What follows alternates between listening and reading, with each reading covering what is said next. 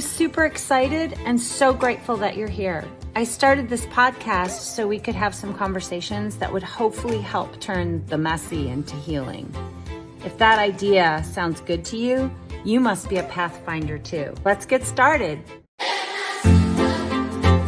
Hi, this is Jillian Castle with Talks Too Much. This episode is going to be an overview of special education. I'm sure a lot of people out there have heard me talk, and it's such a complicated subject that I've spent years and years working with families regarding help on this. So I'm going to start a little bit with my story, and for those of you who have heard it, I'm sorry. But for anyone that's new out there, I just kind of want you to understand what my background is and why I have some of the views that I do, because I am going to go over some of the technicalities of special education. I'm also going to go over like my tricks of the trade. So I kind of want you to have background so you understand how I got here. So for starters, I have a son, as you probably know, with Duchenne muscular dystrophy and autism, and he is now 26 years old. But when he was when he was 3, he was diagnosed. That's another story. That was a whole thing. We did a lot of interventions. He had speech delay, he had behaviors, he had spectrum behaviors, sensory integration, all of it. And then, of course, progressive muscle disorder on top of that, which gave him the physical issues. So when it came to school, we started with a developmental preschool. Because he had speech delay, he qualified for the developmental preschool. That is available anywhere you go, as long as you qualify and go through the evaluation process. So we did that, and he started out in preschool and got interventions, got speech, OT, PT, and had a great teacher.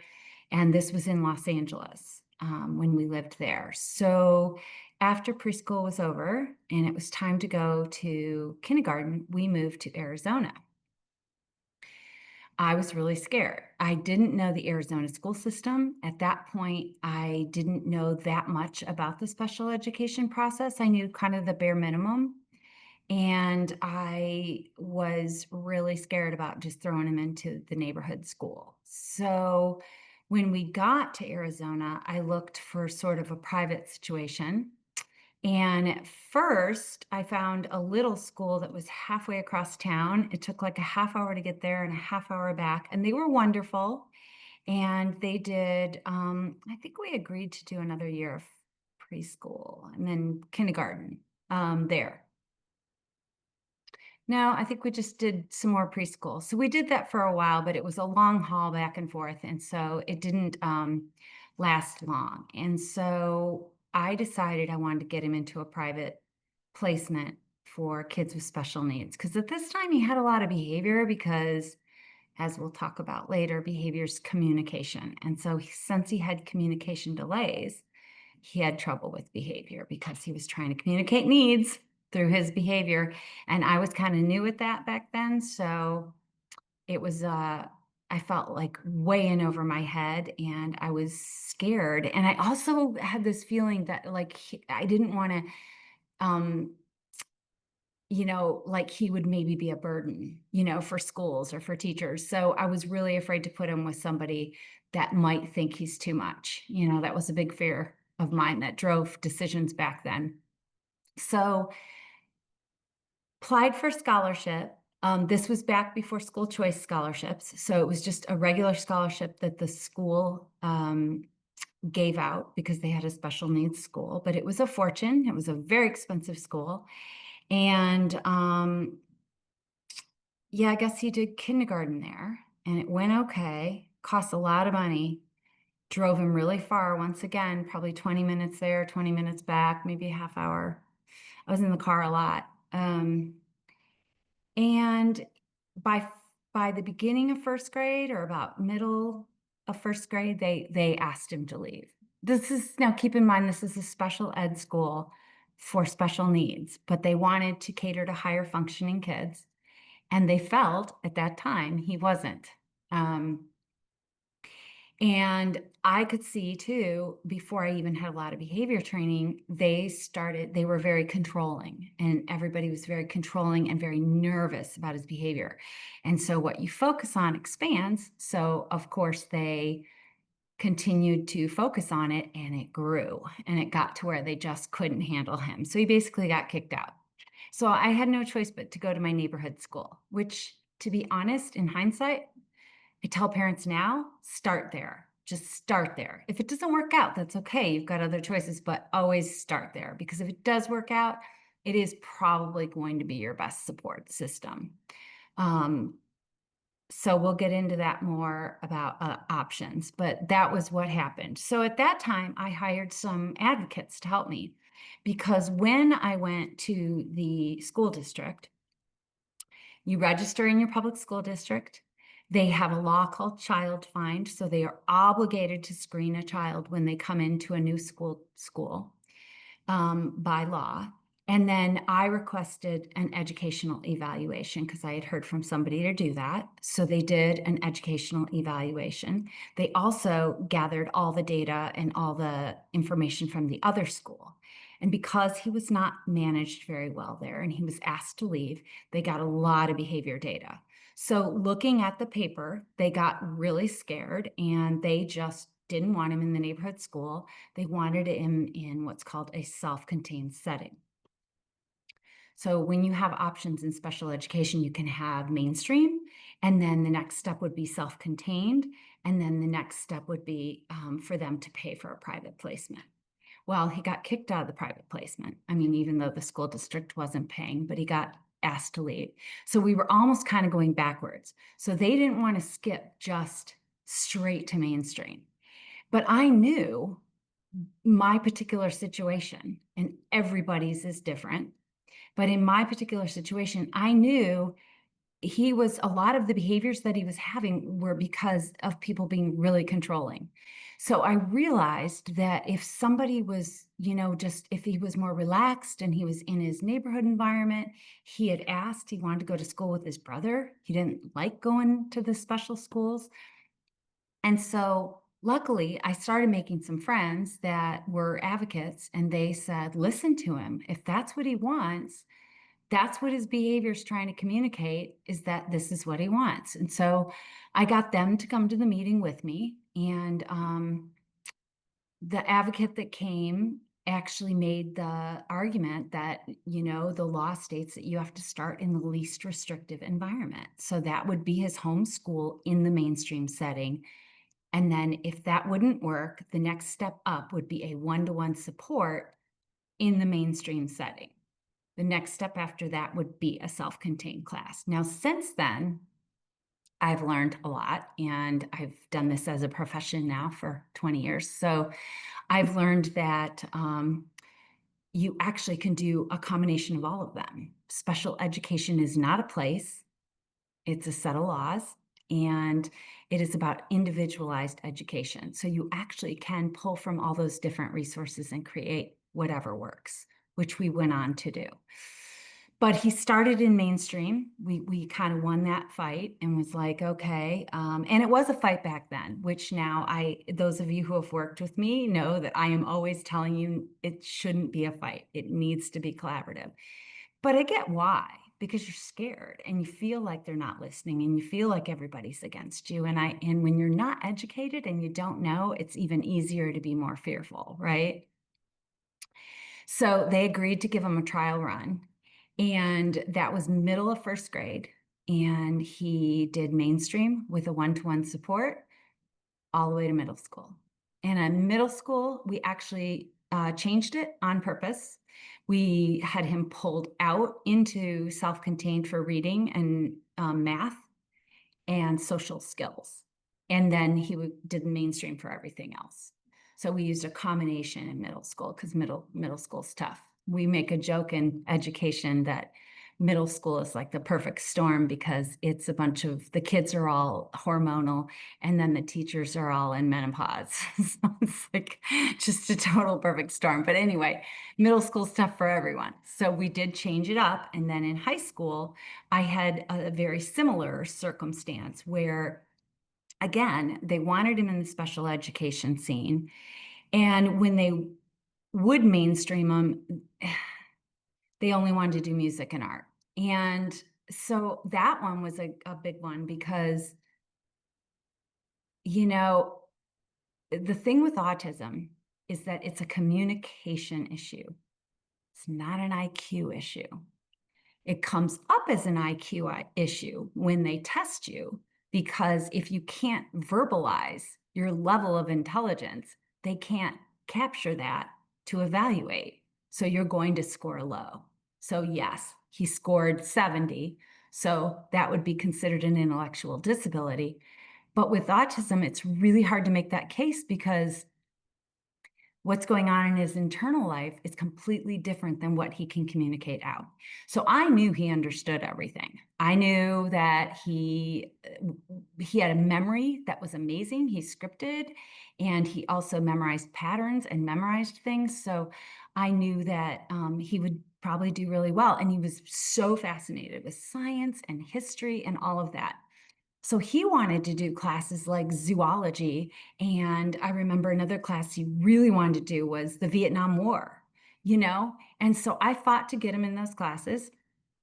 And what we did was we had a one-to-one support for him that would help with the testing situation. And so Anthony would listen to all the lectures, and we got some of the books on audio so he could listen to them at home. And he kind of just did the best that he could. And then when it came time to test, um, because he had an IEP, which I'm going to explain in a minute, we were allowed to adjust the curriculum. And so because of that, we were able to just change the test. And he just had to write a paragraph or two. He had to write like a one-page paper on everything he had learned in that section. And then the grade was based on that. So anyway, we kind of changed how we did things throughout the years. That's my point. Back to when he was in the elementary school. One of our biggest concerns was social skills. And because of that, I had to do a lot of tricks of the trade to keep him socially involved. I think I'll get into that in a minute. So the last thing I want to do to wrap up about my story, because I'm going to refer back to it throughout this whole talk. But what I will say is I went on to go on to advocate for other parents and other families, because once I started figuring this all out, I decided to go back to school. I was spending all day doing this stuff anyway. I might as well go back and help other people with it. So I went back to school and I finished up my bachelor's degree, and then I went on and got a master's degree in education, master's of education in educational psychology, and then I got a master's in behavior analysis. So positive behavior support, which will be one of our next series. So because behavior and education go completely hand in hand. So there was really no way to learn one and not the other. So then I went on to a nonprofit in town where I advocated for parents just the way that parents had come out and helped me with the school meeting that I needed in first grade. I went on to start helping other parents. So I would go to IEP meetings, and I eventually got hired with the Arizona Department of Education, and I became same thing. I was going out to schools at that point and teaching them the parents' point of view and helping them understand how to work with parents. So after years of doing that, I went on and had my own private practice where I still helped parents with meetings. I did a lot of behavior work in schools, helping teachers, and I also did work with families in home.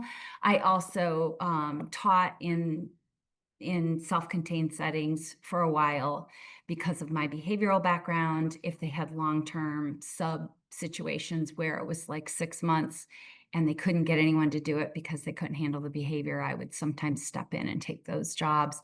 And then eventually, after time, I ended up going to work for a group of charters and was a special ed director for a while. And then I was on the other side where I had to do all the reports and all of the paperwork for the Department of Education when they came out to view it. So I think the best thing to say about why I'm telling you my whole background is that I have sat there, I've sat at literally every single seat at a table when it came to school issues. I have been the provider, I've been in the classroom, I've been the parent, I've been the special ed director and the admin, and I also know Department of Ed's point of view on things too. So I guess I say that because I just think I have a really unique view because I've seen it from all different angles. I'm kind of able to get in and see what's really happening when people are having struggles with school teams.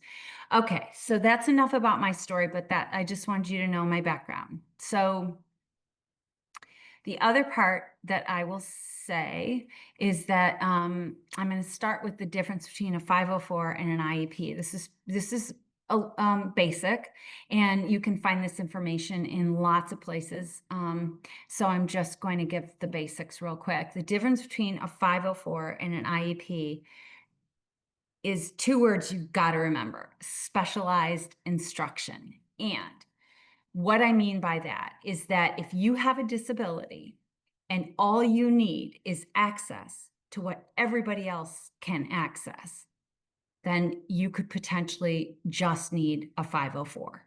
And that is based on disability, and that is not special education. There's no modifications that are made to the curriculum. There's just accommodations. So in other words, it's the same curriculum. It's just now we're going to make accommodations so that everyone can access it, right? That's a 504. To qualify for an IEP, you have to have one of 13, you have to fit into, your disability has to fit into one of 13 categories. And that's step one. And then the second part, and this is where sometimes people have trouble because I see a lot of stuff online where people are saying, oh, because you have this disability, you automatically qualify for an IEP. It's just simply not true. And it's really hard when people use that as a base and then families go in and the school says, no, you don't.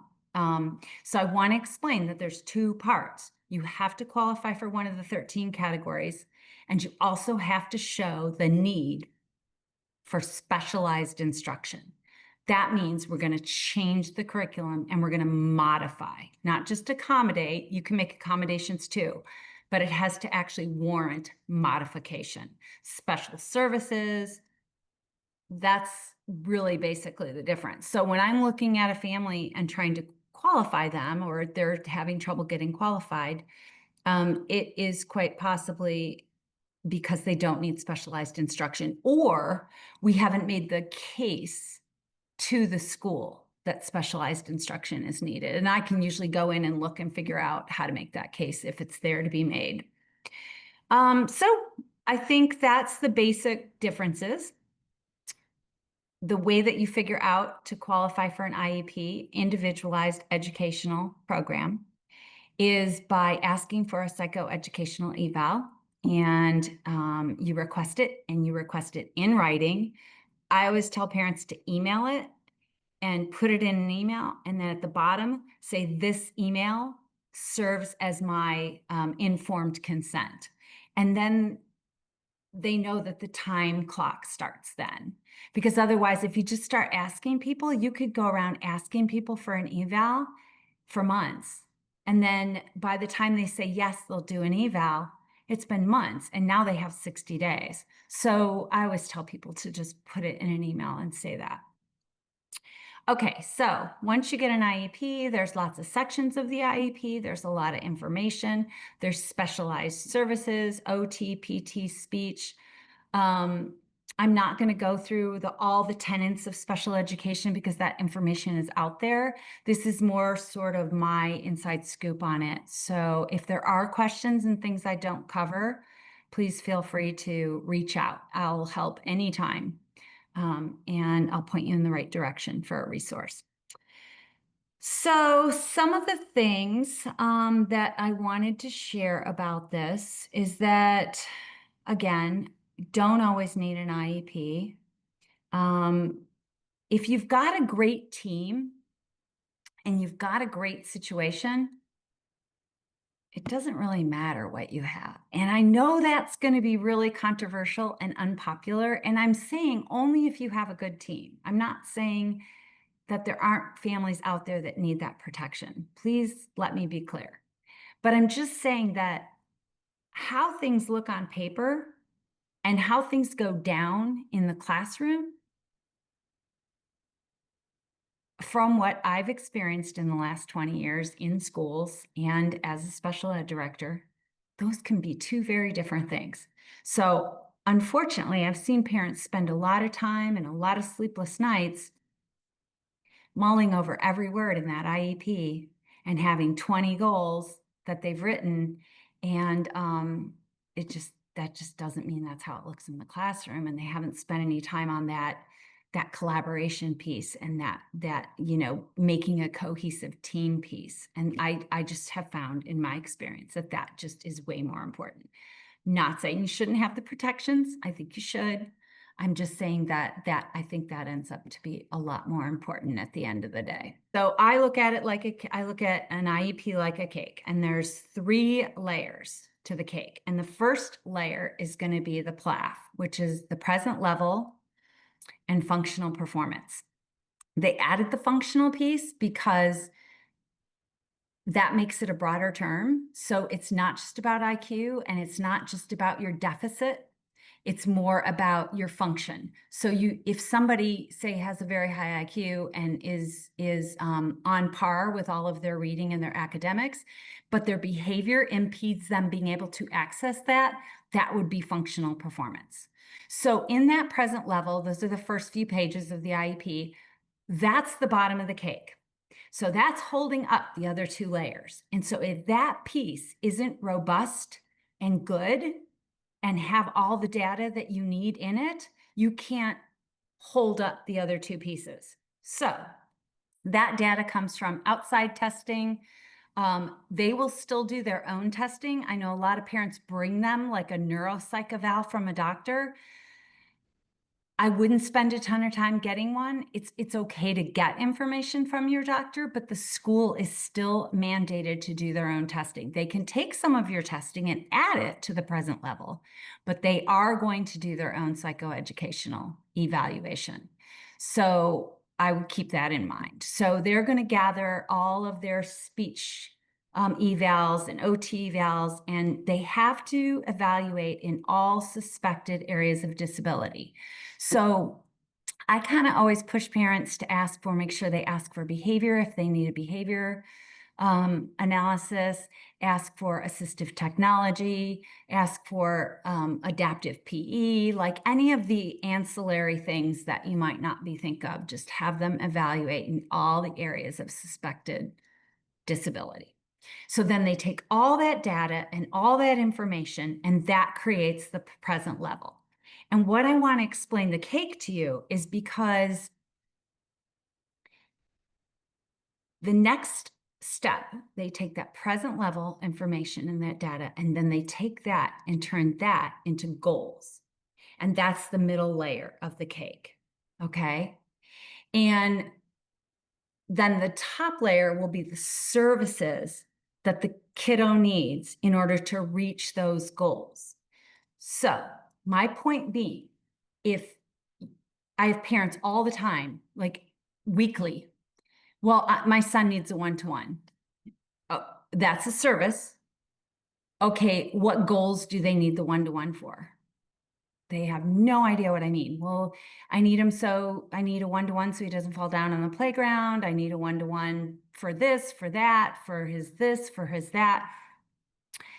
That may all be true.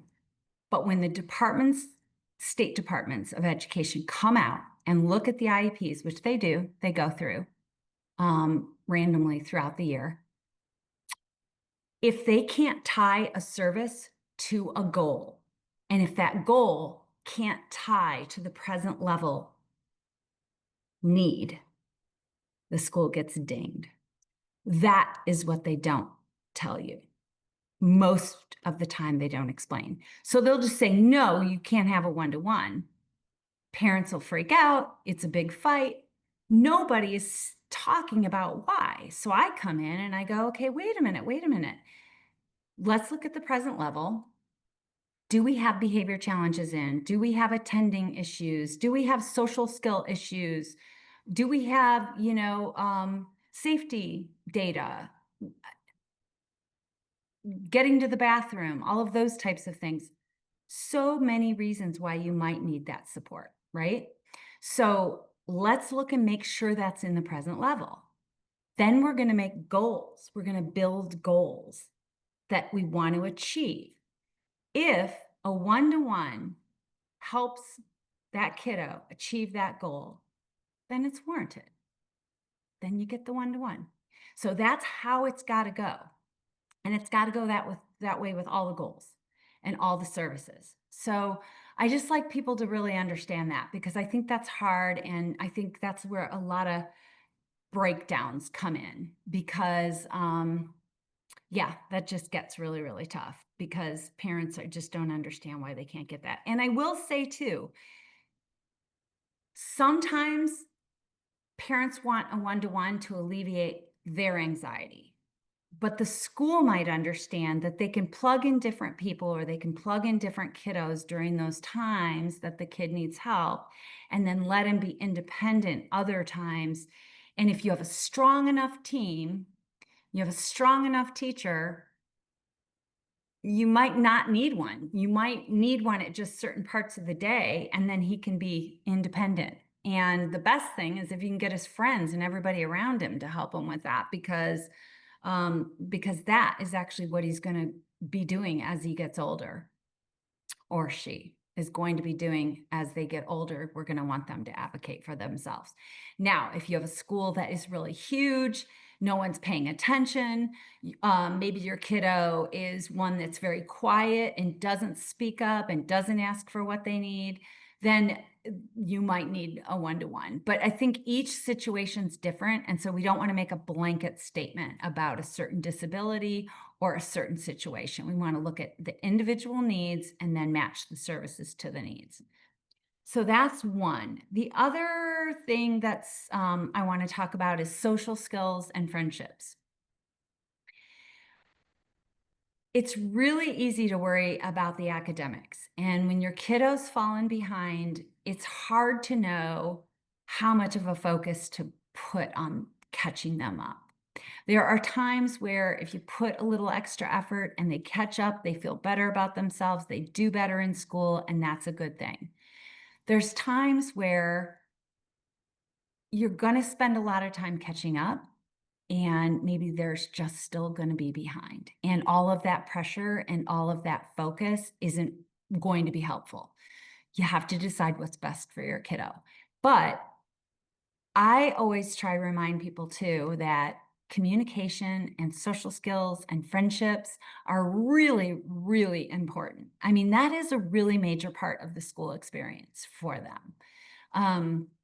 So I like to also remind people that speech is not just for articulation. Your child may have okay speech, and you may think that they don't qualify for speech. The school may tell you they don't qualify for speech. That may be true. But you do want to look at social skills too, because speech isn't just articulation. It is communication as well. And a lot of our kiddos with a variety of different disabilities really, really struggle to ask questions to other people, to give compliments, to learn reciprocity, where they can speak back and forth, ask you a question, you answer it, stay on that topic, say something that relates to the topic, and go back and forth like a tennis match a few times, at least a handful of times, to make a good friendship. I mean, those things are needed. And so sometimes our kiddos don't look like they need speech therapy, but they actually might need communication interventions, or they might need social skills support. So that's another thing to think of. So that's basically it. You can call an IEP meeting anytime you want. And your signature, another misnomer is that, I'm not going to sign because I don't agree with it. Doesn't matter. Signing has nothing to do with, it's not like you're signing and then that's the law. That's not how it works. The document is a working document. It can be changed as many times as you need to. You can call meetings as many times as you want to. I always try to tell parents to usually wait like a month once school starts, because everyone's usually kind of overwhelmed. And then that's a good time to call a meeting and just review how the start of the year has gone.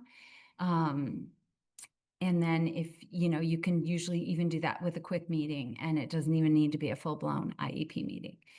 When you have the big tables with lots and lots of people, that's usually when things are starting to break down. Those are those are kind of something that we hope we don't get to, because by the time that happens, it's not really a cohesive team anymore.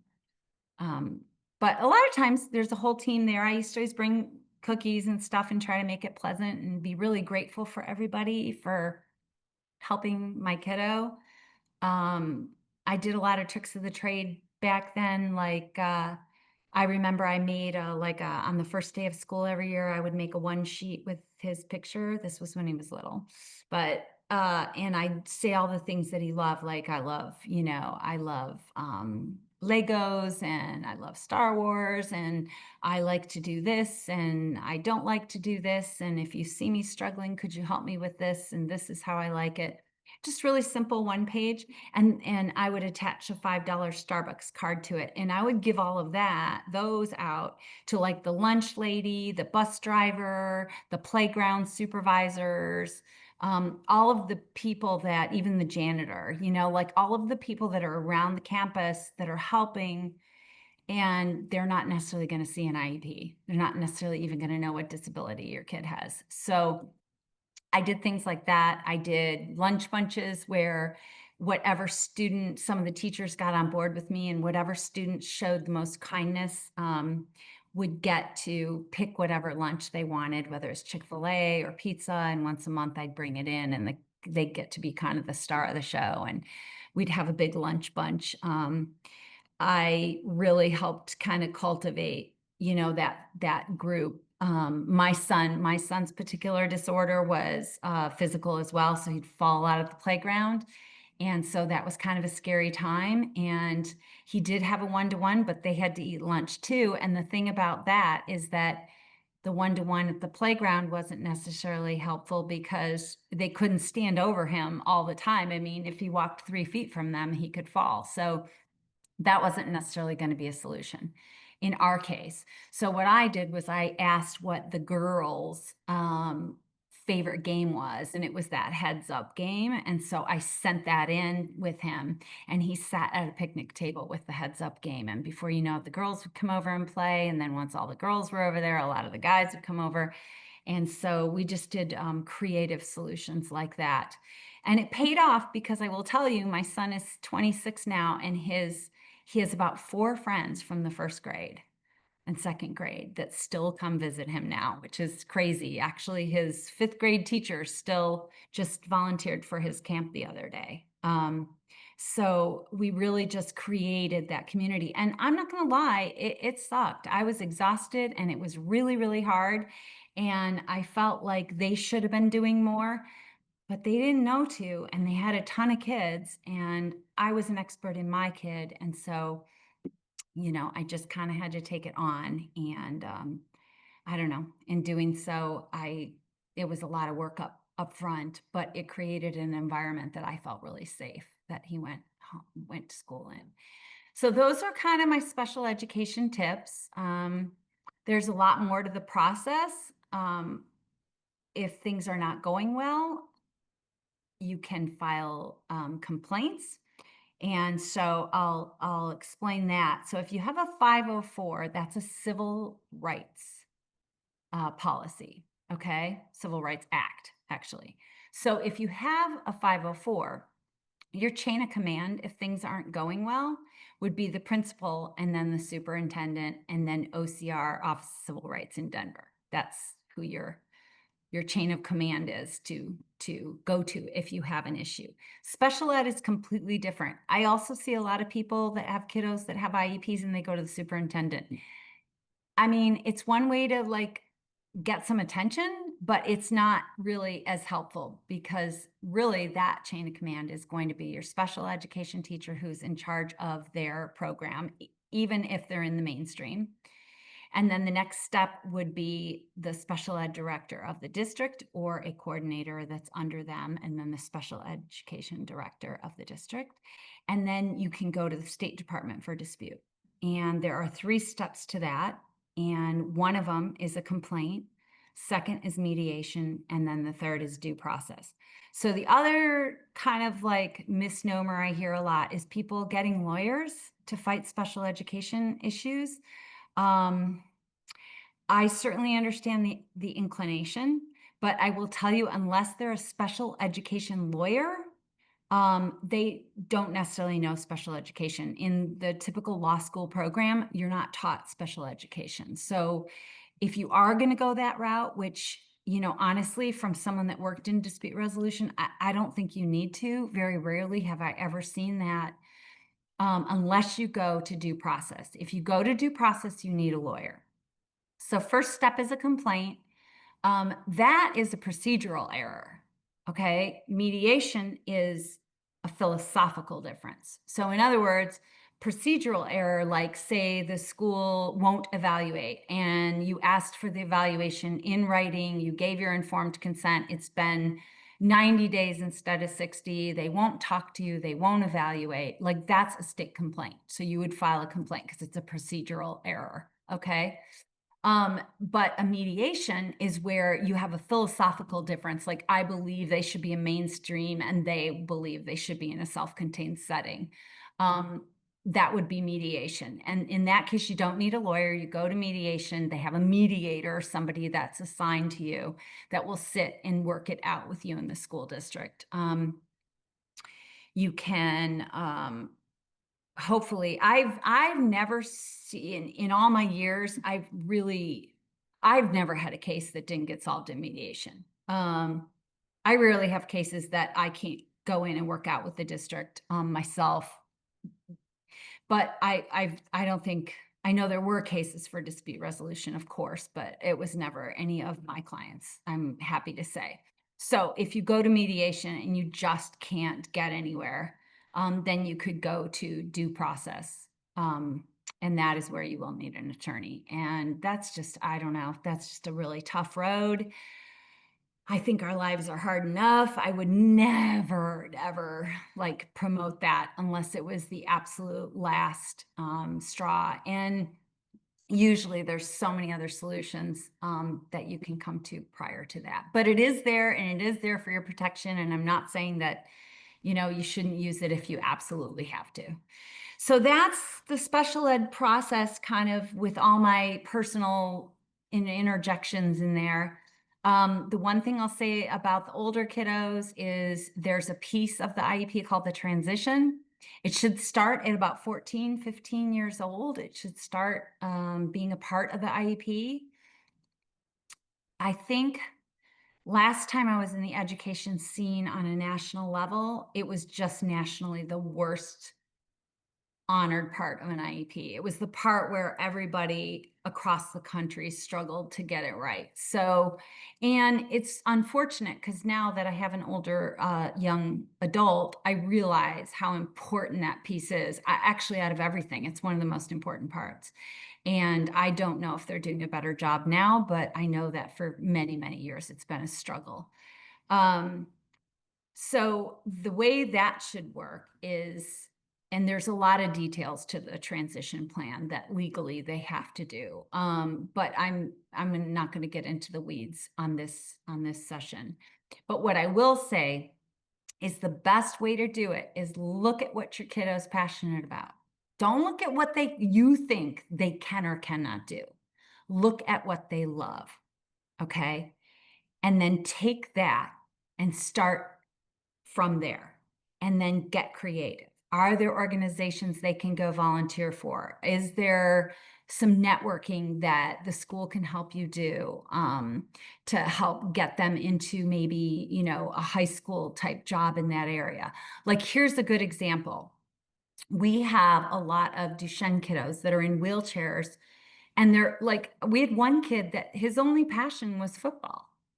And, the teachers and the school districts and even the parents kept like trying to steer him somewhere else because he can't play football. He's in a wheelchair. I mean, what's he going to do with football, And in that scenario, they just felt like his life would be richer if he could go somewhere else. But he was obsessed. He loved football and he loved everything. And that was his dream.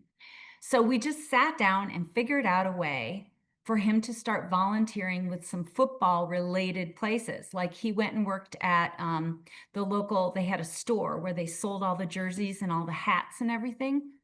And he started working there in high school, and he ended up getting a job after high school, and then started doing some other volunteering and things like that for his local state sports teams, and went on to get really, really involved in a higher level. So you just need to start with the passion and then go from there, because then they have buy-in, they'll work hard for it, they'll stick with it. And it's just really the best way to go. I think as parents, we always think we know what's best for our kids, and we do, but it's also their journey. And we're supposed to just be here to help support them in what is their path. And so I know it took me a lot of years to try to remember that and practice that. So I think that's all I got for today. We've got 2 more sessions coming up that are going to be really good. One's kind of an overview on what's going on in the country right now with the educational system. And then the 3rd episode was a really fun conversation too about creative solutions for school.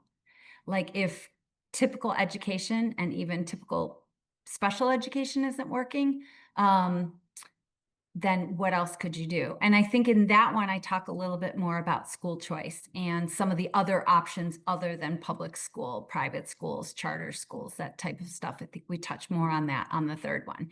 But as usual, please leave your questions. We really, really appreciate when you leave your questions, because I want this to be a running conversation rather than just me. Pretty soon, I won't be doing these solo episodes anymore. I just want to make it really more with guests and more with you all, and having it be less me, honestly. I just wanted to also give some background and lay some groundwork so people kind of knew where my philosophies and where my understanding was coming from. So I hope this was helpful. Please let me know if you have any questions, and take care of yourself out there. Thanks for being here with me on Talks Too Much. If today's episode helped you see things a little clearer, or you feel a little less alone, I'd love for you to share it with someone who needs it. And don't forget, have faith that struggles you're in will soon be your strength. I'll see you next time.